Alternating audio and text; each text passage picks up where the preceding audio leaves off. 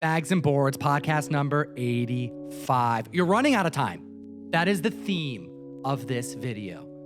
The clock is ticking. But buckle up. The world's ending. We're going to get to it here in a little bit, but we have a handful of really interesting things that took place over this last week. Jeff got a 10.0 Joker sent off. Killing Joke, that is, PSA, the first PSA graded copy, sent over to Heritage. Is that on its way down there? Yeah, it's officially there. Got flown down this weekend. Wow, are you excited for this? Hand delivered, not by me, but a buddy of mine who's actually a representative for Heritage. So shout out Kihei Collectibles. And he went down to Dallas, hand delivered it, and it's going to be supposed to be in November's signature auction.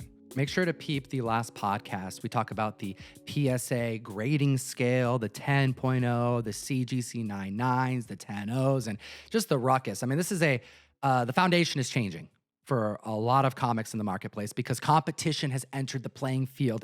And the longer this goes, like the more time that's passed, the more comfortable I'm getting with all of it. I'm thinking that eventually we're going to get to the true value of these collectibles. And that's what I think we all need to fight for no matter what. You know, it's like the most optimistic way to look at this is that when people spend money on comics, that they're actually valued at what they're spending the money on. Don't you think? Yeah, I mean, the market's just going to dictate what it's going to dictate. So we're going to see it because it's going to be in a live auction. So, well, we're talking 99s, we're talking 10.0s recently, and that got us talking about all these other collectibles that collectors put up on a pedestal for good reason. Well, I want to talk about how high of a pedestal we put them on. We're going to get into a conversation today that's going to be really fun about newsstands and Mark Jewelers and price variants and foreigns and signed books and double, triple covers. Like, hang tight. We're going to get to it. But before we do, hit the like, slap the subscribe button. Yo, we make this podcast. It comes out. Of course, you can watch us on YouTube, but we do broadcast this on Spotify, iTunes, and SoundCloud. And from there, they go all over the place. But those are like the three main places that we make sure that the audio version goes. If you want to listen to us, because not everybody has the hour that we spend on the mic to watch us here on YouTube. While you're over there, put a rating because that really helps the channel. And I want to just do a little bit of a complaint, all right? I've been pressing a lot of books ever since I mentioned on the mic, like I have a press in my room and it goes off all the time. And it's like I always love dealing with my comic books. And sometimes you're dealing with something you just got and you're like, damn, I really want to get this pressed out. But if you got the press right there's no excuse. You can just get it done real quick, you know? Well, we get asked all the time about pressing tips. I've had a lot of people say, yo, do a pressing tutorial. And I don't like doing that kind of stuff because, yo, that's like, there's just better people who do this than I do. And I don't want to be the one. I mean, people are just going to pick me apart. It's like, oh my gosh, look at how you're holding it, you know? I think I do pretty damn good, all right? But I'm not the best, which is why I don't want to do tutorials. And when you look up tutorials, there's a lot of people that will tell you about how hot to make the press, you know, make sure you have an aluminum plate, make sure that it's sanded, make sure you use this type of paper, put this in between the books. If it's modern and it has that digital sticker, make sure to put papers above and below that page, etc. I want to talk about something that not enough people talk about that I know we all experience who press comics all the time. The amount of times that throughout the pressing experience that I'm having over the course of however many days, you're swapping out books, you're putting new books on the press, you're putting new paper on the press, you know, boards or whatever you're using to sandwich it. Somehow through, I don't know, a black hole, a wormhole, some type of like Doctor Strange multiverse circle, dirt, little specks of nothing, things that you can't even see with your eyes sometimes, somehow land on the comic book or underneath the comic book. You press it and you're looking at the book and everything is perfect, except you see a little indent, a little crater in the book. And you're going, oh, I missed that. Like, that was there? Oh, I hope I didn't do that. I mean, I use new paper, or everything's clean. This is a controlled space. And you open up the press and then you put your hand on the paper that it just laid on and you can feel a rock. Somehow it just generates. It's just in there. And not only did you fix the book, you at the same time screwed the book up and made a imperfection that's now gone through maybe even more than one page. Can you relate to this? Absolutely. You get foreign matter just somehow appears, like the tiniest speck, okay? And you have to check every sheet, check the cover too, because sometimes it's on the cover. So you got to use your hand. You really got to feel it because you're not going to see it. You'll feel it. I touch it all You'll the feel time it. now. Like now, I'm straight up think about it. It's an aluminum plate. It's being heated to like 150 freaking degrees. It's uncomfortable to the touch. I don't care. I'm touching it. Yeah. I'm like, oh, this is uncomfortable. It's hot. But I gotta feel it before I put the comic on there because randomly, you're gonna go, wait a minute, there's a little thing. And that little thing is gonna become a huge thing in the 10 minutes that you smush that comic on top of it. And yeah, sometimes it's in the book. So you kind of have to look through the book, make sure there's no random little booger in there or something like that. It could be on the outside of the book because there's a little grime or something, that little chip of something it's kind of on there. But dude, more times than not, it's not even that. It's like just random little speck of something. And now I'm getting super OCD about this, Yeah. man. I'm like clean. Before I put comics in the press, I take everything out. I grab my cardboard if I'm using like a Silver Age board, with a cut edge on it, I literally scrape the aluminum with the board and I'll scrape the top of it just to make sure if there's anything in there. And then I give it a wave and I just air. I need air just to make sure there's nothing there. It's like when you're getting a new screen protector for your phone, no matter how much you clean it, you put the screen protector on there, you do everything as it says, and then you lift it up and then boom, there's bubbles. There's a little speck of dirt there. And they tell you it's gonna just disappear, but it never disappears. It's essentially the same process with the press, and even freaking then. So now I'm just using new paper every single time. Some people reuse paper. I don't you reuse I it? reuse the board over and over. The board? and over and The board over I will again. reuse, but the paper no. No, paper gets wavy and it's weird because then it messes up the cover itself. Like if you don't get that heat balance from the high and the low, you can get like a moisture where it causes like a waviness and then it imprints on the book and then you have another issue. But it's just, I get what you're saying. And if you know, you know. If you press books, you know exactly what the heck we're talking about. And it's even worse on a modern book because they're so shiny, okay? And then so when you get a particle that lands, okay, like you said, it's magnified. Like you took a rock on a beach and threw it straight up in the air and it hits the sand and it just, poof. It's exactly what it feels like. This is a straight up crater in the book. Am I the only one? Jeff knows what I'm talking I know about. exactly what you're I talking was just getting so frustrated. We talk about pressing all the time. What you never hear is make sure your press is clean. Like, when was the last time you heard someone go, oh, you want a pressing tip? Make sure it's clean. Yeah, I don't think I've heard that. That should as be- often as in this is the process. It should right? be rule number one. And rule number 2 should be always flip through your whole book. Yes. Because you want to make sure there aren't dog ears that you're pressing already in or other stuff inside because sometimes there's granulars in between the pages that just cause issues.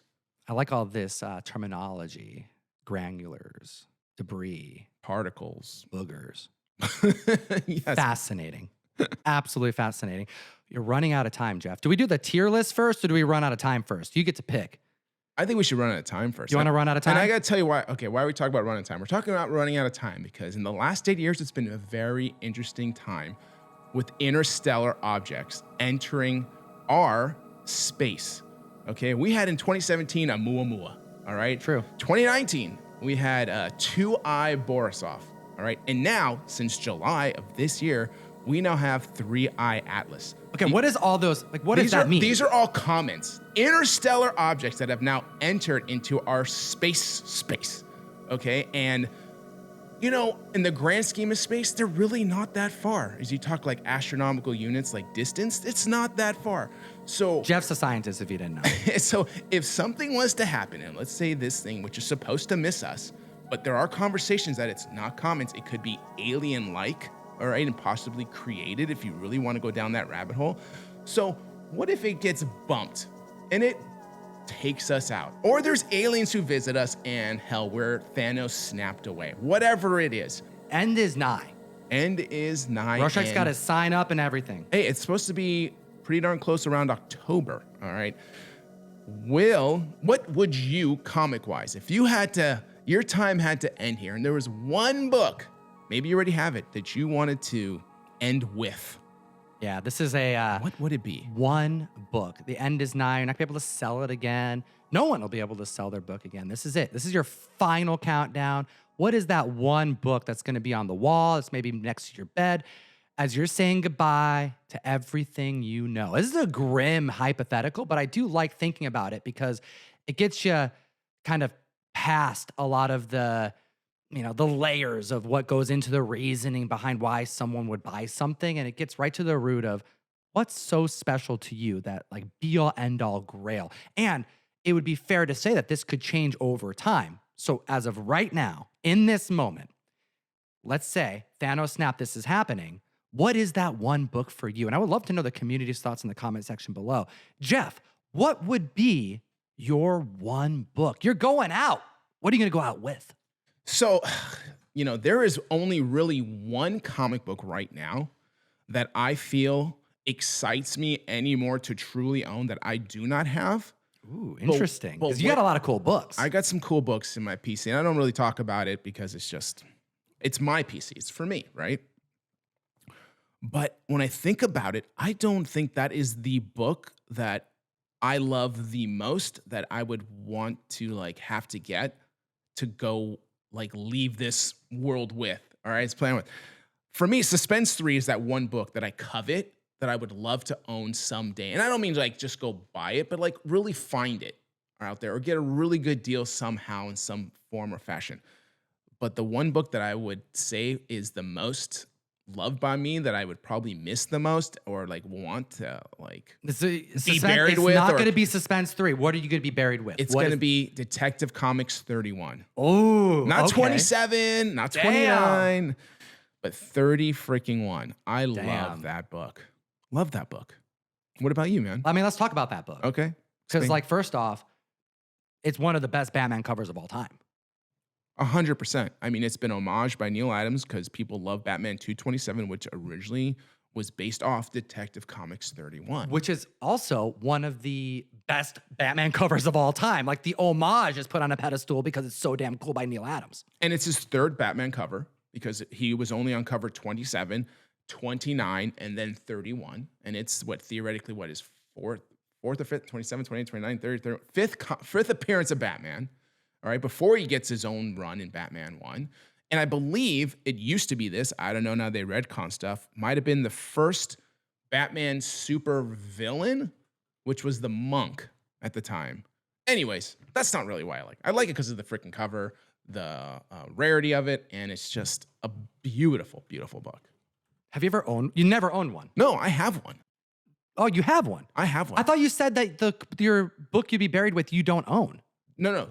The book I would want the most right now that excites me is the Suspense 3. Oh, so Suspense 3 is the one that you want to be buried with? No, Suspense. What are you saying, Suspense Jeff? 3 is a book. So I thought about this and I was like, okay, there is a book that really excites me to own one day.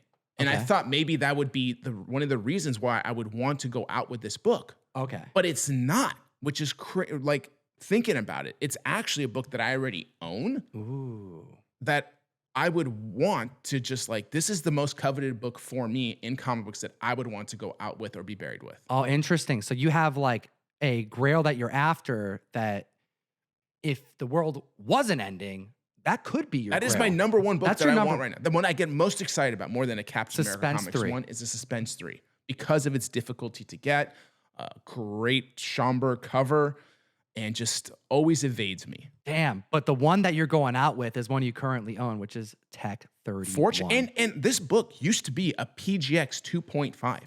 The one that you had. The one I had. Now, PGX, just so you guys know, early on was actually a good grading company. They graded strictly. They graded well. This was one of their early graded phases. Okay. I even called them to ask them when this book was graded before I bought it because you just never know. And it was in a holder. Came back a CGC 4.0. It's a beautiful book. Like when I looked at it at 2.5, I was like, what is going on? What is happening with this book? So it adds even more excitement to me because I also upgraded it, right? So it's got that emotional attachment. It's got that history with me. Okay. And so like, you didn't just buy it. It's like you got it and it grew in value. Yeah. And it's also this beautiful book. I mean, damn, what a great cover too. Just superb. Yeah, one of the best. I love this book. Okay. Well, I've been thinking about this question. I can't wait to read the comments, by the way. I'm very eager to see what people think. Because when you throw out the value aspect of it, it just becomes a personal pick, right? You actually said it. The first book that I thought of wasn't an Action 1. It wasn't even a Detective Comics 27. First book, I thought it was Cap 1. I think Americana.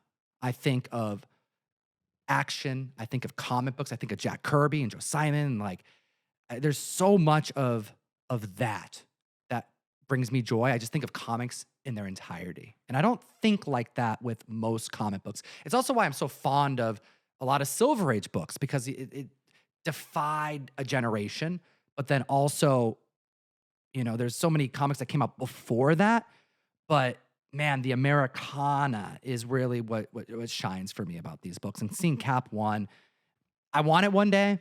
It's a Grail book for me, but damn, like what a cool book to go out with, you know? Oh, absolutely. I mean, that is such a classic, just piece of Americana, if you would, just, hand in hand, just signifies comic books, especially for a timepiece like that. I mean, it's amazing. Can we change it up a little bit? Do Okay. it. So now we're not dealing with this hypothetical comets coming and the world's ending. Okay. I want to Thanos snap right now and give a hypothetical to everybody here in the comment section. Here's a second question you guys can answer. Instead of all of a sudden we're leaving and you're being buried with a comic, now the hypothetical is Thanos snap in 30 days or 60 days, however much time you need to secure what you need to secure. At the end of this time frame, you can no longer buy comic books or sell comics. It's just done. What you have is what you have. And you only have the time right now to go and buy, to secure what you want, and I'll give you an unlimited budget. Value doesn't matter after this point. You can't sell it anymore, right? No gifting, all right? This is purely just what you're going to be left with. Your collection is your collection. What are you going to buy? I'm assuming a lot of people would then look at their collection and go, a lot's got to go because I got to put all my money towards this one thing because this is the last time I'm going to be able to ever buy a comic book. What are those vintage comics you get? You can pick more than one. You can pick a genre. And I'm curious, what would that look like for you? Are you going to be moving all your bronze and silver to just go gold? Are you getting one IP? Is there one superhero that you're going to go, this is all I'm going to put my money towards? It's all Batman. Like, what does that look like for you? And I'm excited to hear what the community has to say about it. Because my pick, I think I would put everything into Silver Age Spider-Man. Completely different direction than the Cap question, which is why I like this hypothetical. Because if you can have more than one comic to enjoy till the end of your life, I think of Silver Age Spidey as some of the most iconic superhero anything. And I would want ASM 1, 2, 3, 4. Give me Kraven, give me Scorpion, give me all those Ditko keys as much as possible. And I would be okay letting go of everything else in my collection. Even heroes that I may like a bit more, the collectible favoritism is going to be left with the Silver Age Spider-Man for me. What about you? So you're saying I would have to what would I want to, again, be left with that's like a collection that imprints for me, I guess? Yeah, like you won't be able to buy or sell comics in 60 days. This is it. What you're left with is what you're left with. And by the way, no one else can buy or sell anymore because of this Thanos snap that I'm just causing right now. What are you going to be getting? Assuming that you can let things go and buy whatever you want, because whatever. What is that you're gonna get? Are you getting gold? You getting horror? What are you gonna get? It is gold. And I like my PC right now. Yeah. I got a pretty good variety because I like a variety. That's the thing. I'm not a completist. Okay. So I just buy a lot of books that I like. So it would be tough because I feel like we can't just do one book. We just had the one book kind of conversation. Yeah, it's like this is gonna be like what are you going after specifically? Are you gonna get to those Planet comics? No, I've done the Planet stuff, had the Planet stuff. I'll tell you the thing that's really tough that I think I would like to explore is pre-hero books. So I would probably Like Zorro and stuff? No. Like pre-Batman detective. So I would love a run of Detective Comics 1 through 26. Ooh, okay. Because number one's exceptionally different. All those books are so bad, but badass. What sounds cooler? That's what I think would be the most fun for me and different to really obtain. Like, that's a tough run. If you know those books, I mean, they're, like I said, pre-Batman, so they're mostly crime and gangster, but they're such cool books. I think that's probably what I would go with. Mostly just trial periods. Like put stuff on paper, Yeah. see what sells on the newsstand, look back 2 months and try to pull what worked and do it again and do it again until they get to Superman, until they get to Batman, and then all of a sudden things start changing. But it's during those trial periods and stuff was thrown out most of the time. Absolutely. I mean, More Fun 52 is the first appearance of Spectre. Cool book. But pre-Spectre stuff, you had just More Fun comics. Before that, you had Fun comics. You had all these obscure titles. Same with Adventure comics. Before there was any hero, it was more adventure style, frontier type topics. So there's a lot of interesting books that just predate a lot of this super common hero names you're so familiar with. Let us know what you think. Time is running out. You have to pick one book to be buried with, but also if there was an end time to buying and selling comics, but you're going to live beyond it. Well, your collection's your collection.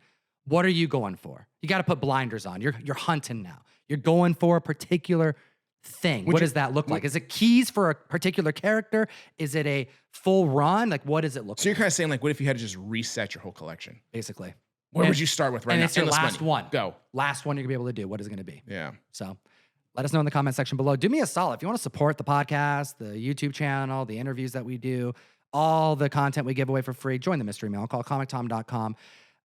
By the time you're watching this, you've missed out on our box. So hit comictom.com.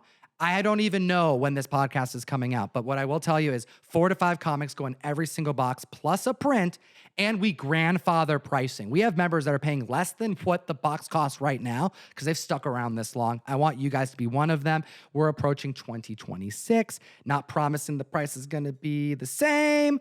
I'm trying to keep it the same, to be honest, but join up, comictom.com. Also, while you're there, put your phone number in, join the SMS group, because that's how we source all of our giveaways. We do weekly giveaways, and once you're in for life. It doesn't even matter if you're into comics or not. You may get a text that says, yo, you won some books.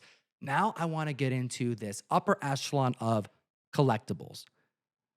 People find out you're into comic books. They're surprised, right? That's a thing. We should probably talk about that at some point. Like having to explain to people what we do, what we're into, what we spend our time doing is always kind of an interesting subject. Because the first thought is, ooh, comic books are still a thing. And you kind of got to be like, yeah, okay, not only are they a thing, but let me get into incentive variants. Like there's all these different, like it doesn't happen is what I'm saying. You just kind of have to like breeze past the conversation a little bit. Like, yeah, funny books, whatever. But I think some of the biggest surprises that people have when starting to unravel what comic collecting looks like in 2025 is you can have a book that maybe is mid-grade be worth $5 or $10. But if it's in high grade, it could be worth $200. And if it's a supreme high grade, PSA 10.0, it could be worth thousands of dollars. And if it has a barcode, it could be worth even more, 7x sometimes. ASM 300, $25,000 to $3,000 book. Newsstand 10.0 just sold for $10,000 over the last 7 days. Then if it has an insert in it, marking as one of the 5% of the print run marked jewelers, but if it's in a 9.8, you're talking sub 1% print count. Well, now you have a who knows X multiplier that now it's going to go for 15, 20 plus $1,000, let alone error prints, let alone foreign editions. Like we have these different tiers that when you add that factor, it creates a multiplier that is all over the place sometimes. I think there is a coolness factor to these. Not all of them are as cool as another. And I want to do a tier list today. What do you think, Jeff? Yes, I absolutely want to do a tier list on not only buying the books that's normally just offered, but like you said, specialty versions of these books and kind of where they fall in, like you said, a tier group. And I'm wondering if we're going to agree or disagree on this. We're going to do 2 different tier lists, and we will go through them one by one. I have 10 different styles of collectibles that we're going to be discussing here. I'm sure we'll probably find some similarities, but maybe we'll be surprised and we'll think differently. We have a tier list we're looking at. It starts with S. That is S tier. That is the highest it goes. Then it goes A, B, C, and D. We're going to keep it to these 5, okay? Just because we rank them low doesn't mean that they're worth more or less. I might not be ranking on value, period, to be honest. Same. I'm ranking based off of just coolness factor to me, and that's my opinion, okay? But also, I want to know the community's thoughts here. Let us know in the comment section below where you would rank these things and if you disagree or agree with us. Does Jeff put something too high or low? I want you to flame him in the chat. I just want you to agree with me, just 100% across the board, okay? So let's just start off with the first one, the big mama jama, Mark Jewelers. I kind of already gave it the freaking foreshadowing, right? Again, about 5% of the entire print run. Not all books got this insert. Largely landed near or on military bases. Distributed with twine around most of them, ruining most of the book's 9/8 potentials. So we're talking about within the stack, in the middle of it. And then those were protected and preserved. And then we have this micro, just scarce collectibles that are graded at 9.8. Mark Jewelers, where do you rank them, Jeff? We'll start with you. Okay, this is a tier system, obviously. So I'd have to think about what else is coming. Should I name all the things that we're going to be ranking here? Probably smart. Mark Jewelers, newsstand editions, double cover, triple cover plus. We'll get to that because we disagree on that one. Error prints, recalled comics, Canadian editions, foreign editions, because some may argue those are the same, some wouldn't. We'll get into that too. Price variants, Star Wars 35 cent, etc. And then signed comics, specifically ones that are really difficult to get because maybe the legend is passed. Stan Lee, Jack Kirby. It'll kind of just encompass all of those. Bernie Wrightson. All right, so where are you ranking Mark Jewelers? And dude, don't think too much about it. Yeah, S to D, where are you putting it? I think I want to put it at A. You want to put it at A? I like Mark Jewelers. Damn. Okay, so you're going to put it at A. I am going to put mine at S.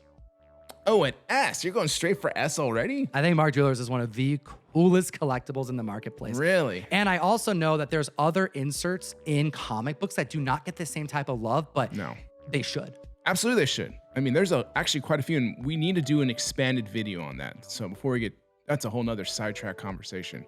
But you're right, like pizzazz or others. But what would you say is next? I can't believe you put that at S personally. I think I put it at S because for one, it's so rare. The history is so cool. Every time I get a Mark Jewelers, no matter what grade it is, I feel it in my stomach, just like the noise is coming out of my mouth because I just drank some soda, I get excited. Okay. It's a special feeling. Also, I know that 9.8 wasn't easy to acquire at 9.8. And even if it was pressed, it's not easy to press a Mark Jewelers easy. It's like you can mess up a Mark Jewelers. There's a lot of Mark Jewelers that got screwed up in a press. I know I've done it before. I give it more credit than an A. I'm curious why it doesn't make S for you. I get excited for Mark Jewelers, but not as excited as I get for other things. Okay, well, let's move on to the next one. How about newsstand edition? All right, we're talking a barcode. Now, I have this really fun graphic that we can show here on the screen. And keep in mind, no one really knows 100% how accurate this is. This is a projection, okay? But I'm going to read through the newsstand to direct market percentages that most people follow in this hobby, okay? Because most of the books prior to 1990, 1988, those were newsstands because there weren't any direct copies to be found. I mean, they were sold literally on newsstands. But once you get into the 80s, that's when the LCSs started, that's when subscriptions started, and that's when you started getting non-newsstand editions. Now, there are reasons why you should value newsstands from the past too, because their life cycle rather, was way more difficult than direct. But we'll get into that here. 1979, the percentage of newsstands to direct market copy was a 94 to 6%. 94 newsstands versus 6% direct. By 1986, you're looking at a split 50-50. Half newsstands, half direct copy. By 1995, you're looking at a 10% newsstand to 90% direct. By 2013, 1% newsstand to 99% direct. And then when you look at a newsstand, most of the time, and this is something I've mentioned on the show many times, although I understand why someone would value a 9.6 newsstand more, I don't really look at the 9-stand newsstand as that much cooler. I look at it at a 9.8 only. If it's a 9.8 newsstand, you're looking at a book that shouldn't exist. You're talking, if it's 2013, 1% of the print run, and then the best of that, which is a fraction of that percentage. Where do you put the newsstand? So if we're gonna continue doing this list, we'll just assume everything's in a 9.8. We're talking the best of the best. So 9.8 newsstand. 9.8. I put this at C. Whoa, you put the newsstand at C? Yeah, that's about C for as how little I care. Whoa. For someone who just got done talking about how much scarcity impacts your interest in a collectible that you would die with, or the last collectibles you would acquire, I find it interesting because newsstands are so much rarer, especially in this grade, than the direct market counterpart. Yeah, but rarity doesn't mean demand to me. I don't really care. It's not that interesting. It's like a back end thing for pricing for selling. I don't care about that. So for me, yeah, it's at a C. Okay. A weak C, by the way. I'm going to put the newsstand for me. Damn, dude. This is a tough one. My gut is to say A, but I want to remove a bias here. You can move it too, if again, right? I'm gonna put it at A. My gut is I can't believe you put it at A. That was crazy. I'm gonna put it at A. Now I'm gonna put it at A. Terrible. Yeah, I'm putting the newsstand at A because I'm gonna put the Mark Jeweler at S tier. So I'm keeping my gut. There's a part of me that almost want to put it at B because I'm looking at some of these other ones here, and I may surprise you a little bit, but I'm gonna put it at A. Okay. The next one we have is a conversation. We'll do both of these at once because when I brought this up, I was convinced that we had to have two images because there's two different collectibles we're talking about, but you didn't agree. You're like, this is the same collectible. So comment section, let us know about this. Double cover and triple cover plus. You say you don't care. It's all the same. I disagree. Yeah, I just, again, I get it. More than two covers is obviously better. I just feel like multiple covers is multiple covers, dude. How finite do we need to get? But I love that. Okay. I love it. Double covers. I didn't know that. I knew you liked double covers. Well, let's find out how much you high it. Rank your double cover. Where are you putting that? And are you putting both of them on the same spot? Yes. Sounds like you are. Yes, okay. Absolutely. I don't know where you're putting it, but we'll say at the same time. We'll count to three, okay? You tell me. All right. Do you know where you want yours? I know where I want mine. You do? Yeah. Okay, let's count to three and say it together. You ready? Yeah. One. Hold on. Are they going different places? They're going different places. Oh. So we'll start with double cover. Okay, double cover. Where are you putting double cover? I'm putting it on S. I'm putting it on B. Okay. I put double cover on B. I think it's cool, but I don't think it's as cool as well, you're putting it at S? I don't think it's as cool as a newsstand. I think a double cover is cool, but I don't think it's as cool as a newsstand. Because you can have a 9.8 because the second cover, but the front cover doesn't look like a 9.8. But I would rather. It would have to both be newsstand. 9.8s. We're talking about highest. They could be. That's what we're talking about, right? That could be true. I think most of them aren't. But I would put my double cover at B. Okay. You're gonna put yours at S tier. You think that's cooler than a Mark Jewelers? I'm gonna send Mark Spears. Yes. Damn, dude. I don't agree with that. Okay. That means you're also putting triple cover plus at S tier. No, that's gonna be in D. Of course I'm putting it at S tier. Of course you're putting it at S tier. Okay, I'm putting the triple cover. Okay. I'm gonna put that at A. Okay. I rank it below a Mark Jewelers, but I do rank a triple cover higher than a double cover because it's so much weirder. It's so much rarer. And you also can see in the marketplace, people clearly value it differently. So I can't be the only one that thinks it's a different bracket altogether. Because, dude, there's some covers, there's like 6 of them. I mean, yeah, it happens. It happens. And it's so much cooler when there's like 6 of them versus just to get 1 extra cover. But double covers are dope as shit. Man, double covers are dope. Okay, so now we're on error prints. What do you think about the error print? Where are you ranking error prints? This is going to be a situation like Secret Wars where Galactus was colored in blue, or the Spawn where half-ish the print run on the first page, the logo didn't get printed right. Doesn't always mean it's rarer. Most of the time it doesn't. I mean, both of those examples, there's people who believe there's more error Galactus than standard. And Todd said he wishes, this is a quote, wishes he knew that one was more rarer than the other, but he thinks it's about a 50-50 split. Yeah, I mean, you're kind of talking me down because I was going to have this kind of rather high. Where are you putting the error? And for me, when I think error, I think like missed color strikes. I think of like weird production stuff that goes on. Now, but if we were talking about the highest of the high, you know what I think of? I think of like ASM 194. Oh, That okay, little, the little yellow. mark. Is it yellow? I think it's yellow. Yeah, I think it's chiclet, yellow. Or is it red? It's one of the two. It's yellow. It's pretty tiny sure. little. It's on the trade dress. This little mark of color that's wrong on First Black Cat. Dude, I want that book so bad. Yeah. I was going to go with something higher because I do like stuff like that.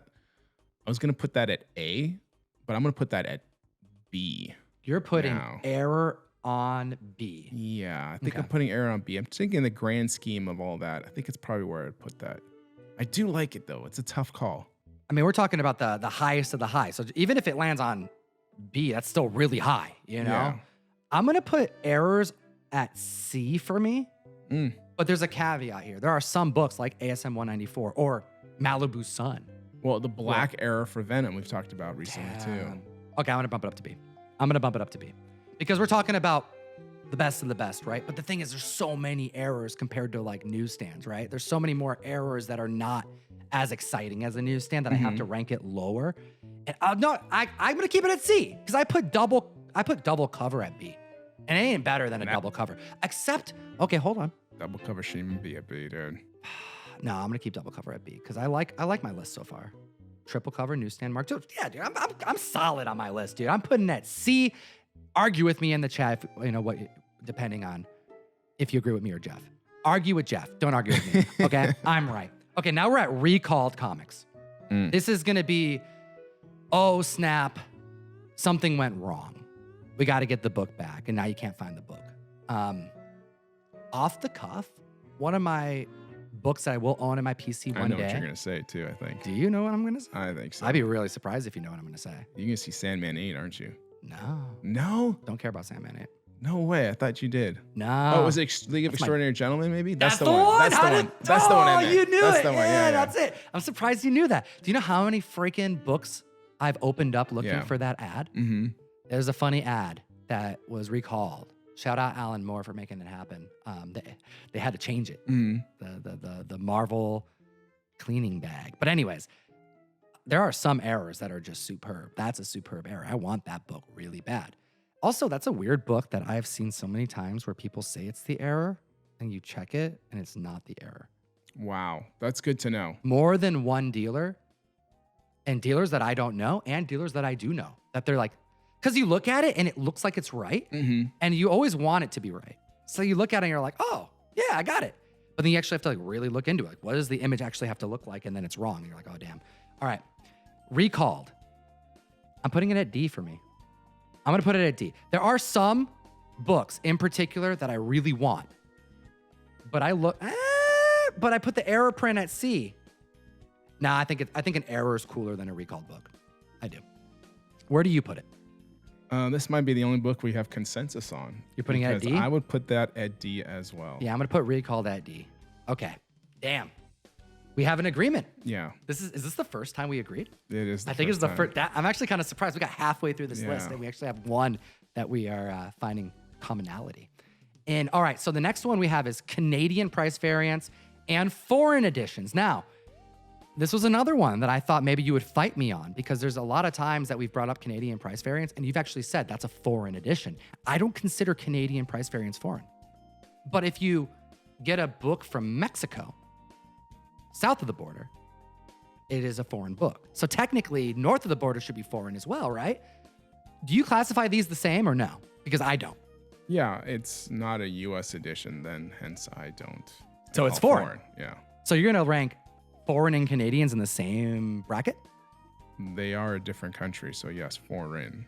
Okay, so where are you putting anything Canadian? not U.S. borders? All right, see, I disagree. I just don't, All right. It's just not the same. And I have reasons for it, but let's get into it. Where are you putting Canadian price variants? Oh, this isn't easier. If you know me and you watch me, you know this is going on D? E. It's going, it's not even on the list. No. You don't like them, huh? Oh, no. Damn, dude. See, the reason why, I think the reason why I'm going to give it a little bit more love than that is because they're really tough books in high grade and they're so similar to US books because they were literally, it's equivalent to a price variant within the States. It's not like it was being reprinted in a different language like most foreign books are.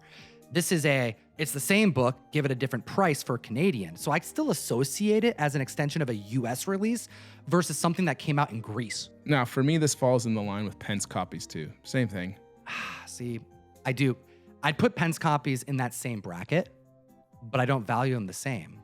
No, you don't, which is interesting. Also kind of a right. Yeah, that's why Canadian price variants are somehow a thing beats me. No disrespect to Canada, but I don't. It's not for me. I'm gonna put them at a C. I think they're cooler than Recalled comics, and I think they're as cool as Error Prints. A Secret Wars $1 Canadian price. That's exciting to me. You don't see them very often. It's the same book, just rarer. Printed at, like the same time too. I think that also plays a role. I could be wrong about that, but I think they were printed at the same time. They were just like part of the initial run. All right, foreign editions now. So I mean, based off of what you just said, that's got to go on D2, right? No, because I don't associate the foreign the same as I do is Canadian price variant. I thought you just said that they're all foreign, though. They are foreign. But you're talking about the interest of a Canadian price variant. That's like saying, price 35-cent price variant is the same as a regular price. It's not. It's a price variant. I don't care about the Canadian price variant because all it is an exchange rate difference. I don't care. It's the same book. Now with foreigns, I see different covers, different color strikes. It's a different version of the book's appearance completely. All right, where is it going? And so for me, those are a lot more interesting as just because it's something different.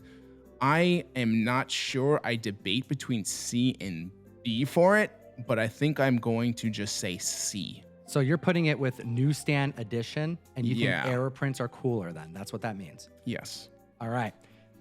I'm going to take foreigns and put them at A. I know you like your foreigns. I freaking love foreigns. I have a surprising amount of foreigns in my collection. I don't even go out of my way to collect them. I just acquire them over time. And they're ones I let go the least. They are so hard to acquire.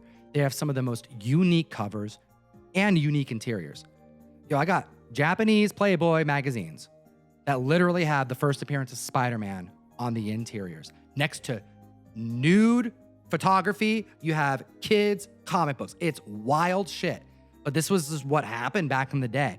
And there are books that get crammed with other books where you have crossovers, like not literally in story because they're reprints of stories, but you have a Spider-Man book that has the Superman logo on it with a McFarlane key on the inside. Like there's so many really cool foreigns. Seeing foreign sets are so special. Like seeing someone go out and collect from all these different countries. Some of these countries had there's rich history, just like we do, where you had in the early 50s when paper and the war and things got scarce and you just couldn't print. So the printing got all out of whack.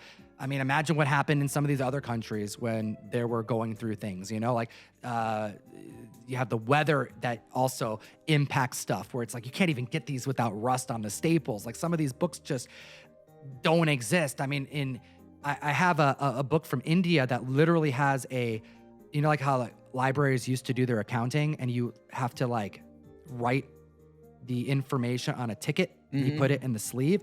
It's like a comic book that has that taped on the inside because these comic books were literally rented out and kids would just come and swap them out. Yeah, you would check them out. That's what you do. You look it up in your card catalog back in the day. You find it under freaking XY.324 on some fiction in India. I want to move mine to B now. Oh, did I get you to switch it? You got me. Did I get you to switch it? You got me. Ladies and gentlemen. You got me. It's officially happened.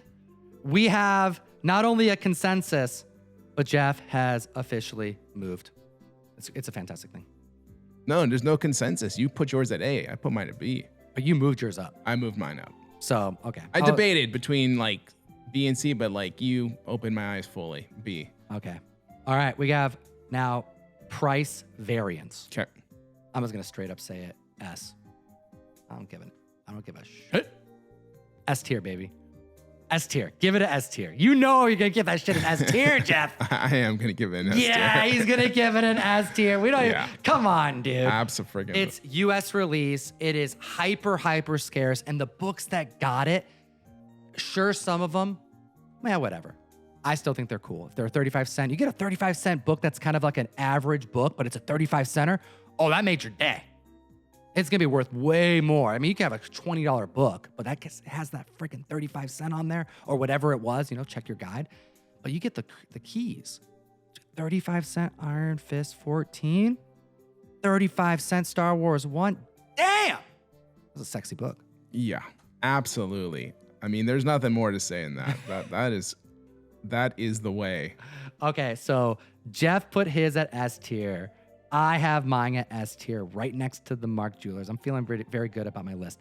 And the last thing we have is signatures. And again, we're going to specify. We're not talking about, you can go and get this artist signature right now. It's a David Mack signed book. No, we're not talking about that. We're talking about signatures that are going to be like harder to acquire. I put a picture of Stan Lee here. We're talking like Bernie Wrightson, Jack Kirby, things that actually at the top of the food chain when it comes to the value. Art signatures you can't get right now. Where do you put that on this tier list? This is a tough one. Yeah, this is a tough one because then you're just like, oh, wait, wouldn't I want like a 9.8 of that book signed by this creator? And like... Yeah, we got to kind of remove it from the equation because like, you're talking about like stuff that just doesn't exist. It's like that Black Error Venom that was signed by everybody. Like, good luck finding that book, Yeah. So let's just in general remove the grade point and say the signature. Like, I do like certain signatures. I do. But I'm not a big signature kind of guy. Not to say that I wouldn't want signatures, but I'm just going to talk of it or discuss it as a whole in general, just autographs before, we get too deep into it. I would say that I would put an autograph probably like a B, C, somewhere around there, probably B. I'm going to also put mine at B. Yeah. Because the thing is I will get a Jack Kirby signature. I have Stan Lee signatures, right? I have Bernie Wrightson signatures. But I don't want I don't want a bunch of them. And I don't want them on every book. There are books that are done by these creators that I want the book as it was released. Yeah, and I'll tell you what I would rather have, because mostly it's artists, right? It's just some piece of original art. So it's being more like, if I really want something, I'd rather have something they drew more than it's something that they just kind of signed. No disrespect, don't get me wrong. Like, AF-15 signed by, Ditko and Lee or whoever would be outstanding. And Kirby too, I mean, whatever, just you name it. Yeah, a cover that has 10 covers on it would be amazing. Like, all these are really cool things, but we're talking about just coolness factor when you compare it to the rest. Yeah, exactly. All right. So, I'm looking at this list. We actually have a handful of things that are very similar. Some of those things are the price variants. We both rank those high. Mark Jewelers, we both rank those high. We also ranked sign books very similarly. And we kept the recalled books kind of lower tier. And you put the Canadian a bit lower than mine. I want to know the community's thoughts about this whole thing. Let me know in the comment section below. How do you feel about your list, Jeff? You think you answered it right? Do you want to change anything as we... No, I'm happy with my list. I like exactly where it is. And looking at this list, I know that like my Grail going off this list would be 3 covered Star Wars #1 in a 35 cent price variant. Signed by, Stan Lee or the cat. That would be the book. Hey, like, Marvel, what else would why you not? say? Right? There it is. Like, what other book would tie into all this? That's True. like the book, multi-cover Star Wars #1, 35 cent price variant. Signed, 98.8, yellow label. By a military base, and it had a Mark Jeweler in it. Right.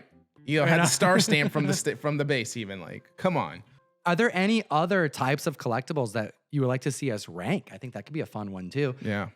I want to get into conversations about, you kind of just said it, like date stamps and stuff. I think those are all really cool. Anyways, we'll get into it. Now it's time for viewer comments. This is when you comment on the video and we make content about it.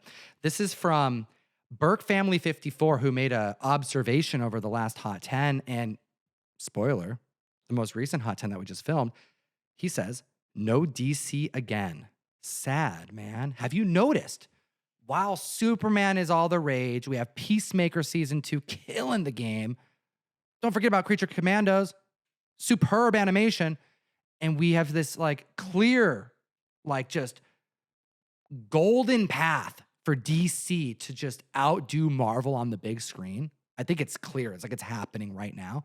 And people aren't spending more than 12-month average on most DC keys. We are never talking about DC. What's going on? Yeah, I don't understand that. Is there opportunity? Is there what I'm has saying? to be some DC books weekly that sell more than 3 times above the 12-month average. Like, We would report on it if there were, yeah, though. so how is that like, how could that not be happening? It's so wild to me because there, like you said, there's so many great DC books, and there's actually a lot of DC fans who collect too. So the fact that it's always so Marvel heavy, except for a rare time, it's odd to me. Now, will we see a change? Because in the next year, DC it's changing its look. It's getting so popular. I mean, you can only hold back for so long, especially when these books, and you compare them apple to apple, key to key, Marvel versus DC, like the affordability for DC is just, it's there.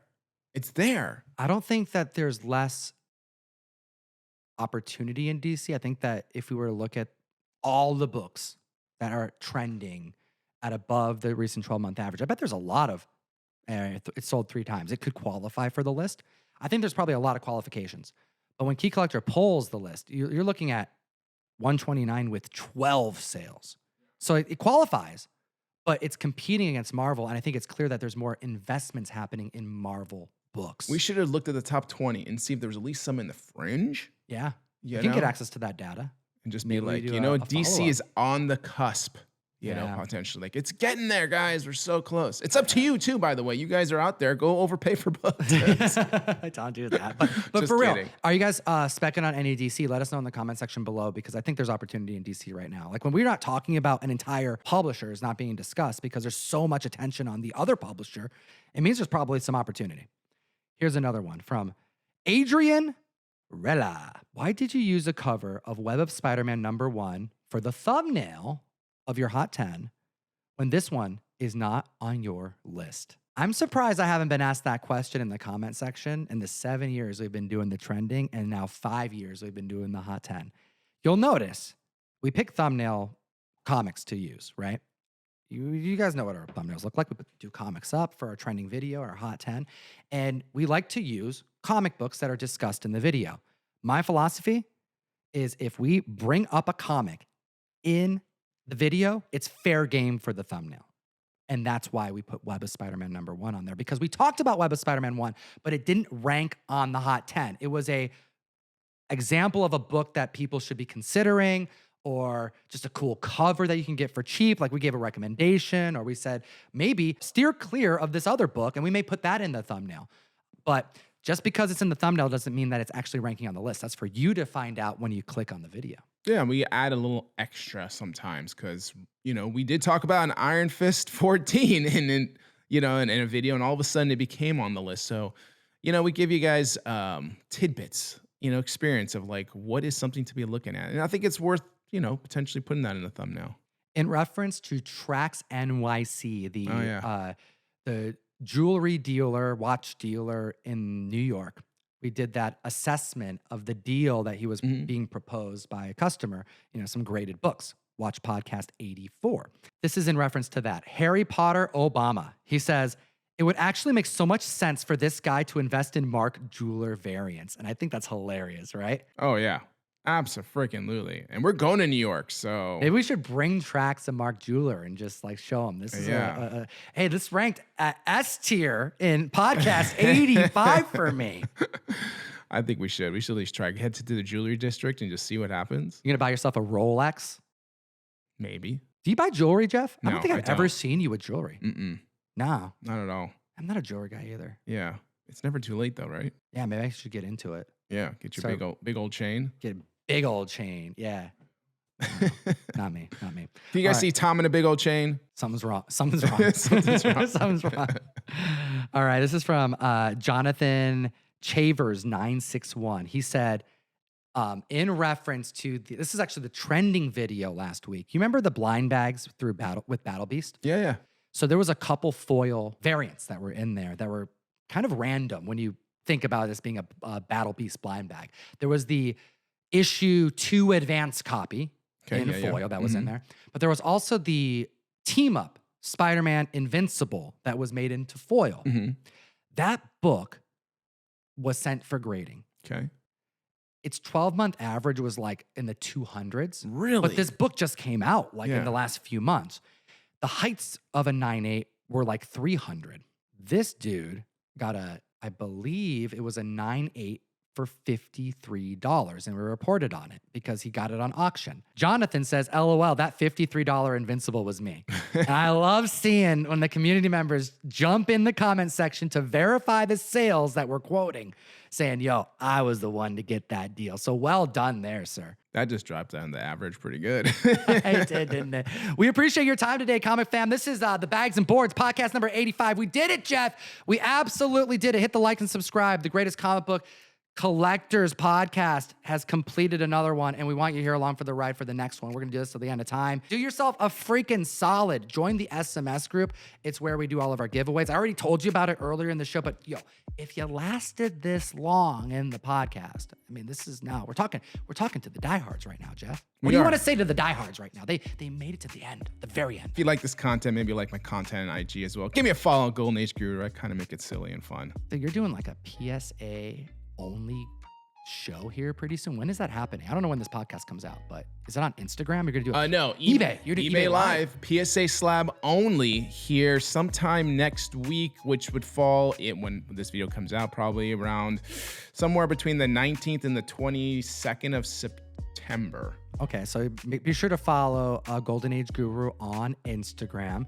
We got to get some updates on Russ because he's moving out of his location. Milky Comics is moving, like changing. I think we got to probably get him on the mic soon. Yeah. We're changing the entire setup here for the podcast. We have a third desk, third camera coming. So we'll get Ryan back on the mic more. We'll get Russ back on the mic. And yeah, it's going to be a good time. We appreciate you guys, and we'll see you soon. As always, collect the old and gold and geek responsibly. Enough said. The hunt is always on. Here with your host, Mr. Comic Tom.